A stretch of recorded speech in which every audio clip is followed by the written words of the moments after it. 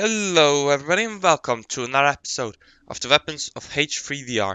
So I'm going to start off by saying this, that the guns that were meant for next week's, so the 7th and 10th of March, the guns meant for that week, that poll is delayed to the week after that, and that is because of two new guns just added.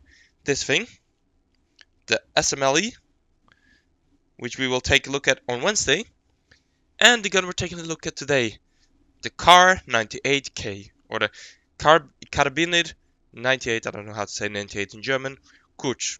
I don't know if I pronounced that right, but it's short carbine, basically, 98. And the 98, since it's based on the Gewehr 98 action, which is of course an action by Mauser. This is a Mauser rifle.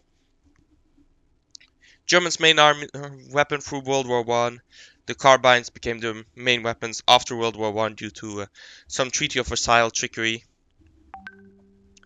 Sorry about that notification. But the Mauser 98 in general, or Mausers in general, one of the most, if not the most produced rifle in the world. Armies all over the world used it prior to World War I, during World War I, and after World War I. It's a simple bolt action rifle. The Kar98K has this curved bolt handle. Comes with tangent sights. You can see when it has a flag safety. You can see whether the rifle is cocked here through the cocking piece. So if I fire, it goes down. Turn the bolt, it goes back up. It is fed by a 5-round strip clip in a 5-round staggered magazine, which is flush with the rifle, unlike the SMLE, and unlike the most in the guns. It is chambered in 8mm Mauser. We pop that in, chambered around. Oops. Let's get that back. You can also single load cartridges, of course. Pop one in the chamber. There is one in the chamber, we just can't see it. Close the bolt, and we're ready to fire. And pop.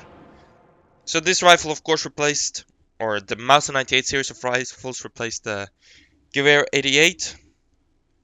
It was replaced by a variety of weapons, well, attempted to be replaced by a variety of weapons during World War I, including the Sturmgewehr, the Gewehr 41, the Gewehr 43. But in the end, they kept on producing this thing throughout World War I.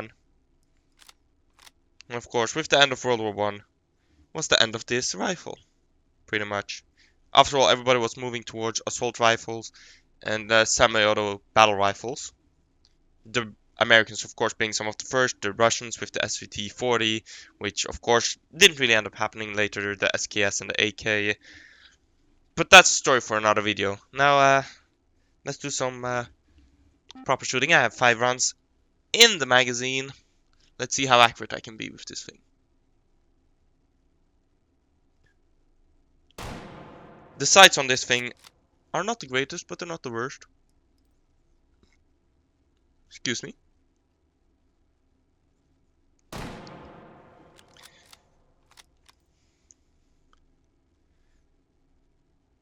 Ah, that was a bad one. Of course, it being bolt action, I just do right on my touchpad and rotate my wrist to cycle the bolt. Ah, that one was far too... could be worse. Final round. Oh, there we go. Let's do some rapid fire. See how fast we can shoot this thing on target.